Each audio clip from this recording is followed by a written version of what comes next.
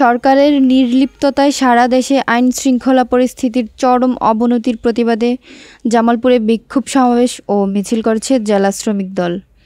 জামালপুর থেকে শরীফুল ইসলাম যোগনের তথ্যচিত্রে দেখুন বিস্তারিত।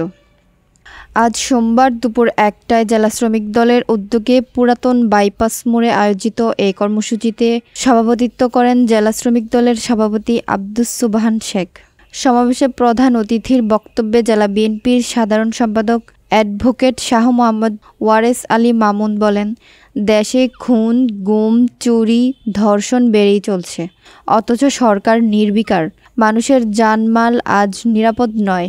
বক্তব্য রাখেন শহর বিএনপির সাধারণ সম্পাদক শাহ মোহাম্মদ আবদুল্লাহ আল মাসুদ সহ শ্রমিক দলের বিভিন্ন পর্যায়ের নেতৃবৃন্দ। বক্তারা অভিযোগ করেন, দেশে বিচারহীনতার সংস্কৃতি তৈরি হওয়ায় অপরাধীরা আরও বেপরোয়া হয়ে উঠেছে। সরকার আইন শৃঙ্খলা রক্ষা নয়, বরং বিরোধী কণ্ঠ দমনেই বেশি ব্যস্ত। সমাবেশ শেষে একটি বিক্ষোভ মিছিল বের হয়, যা স্থানীয় শফি মিয়ার বাজার সহ বিএনপির কার্যালয়ের সামনে গিয়ে শেষ হয়।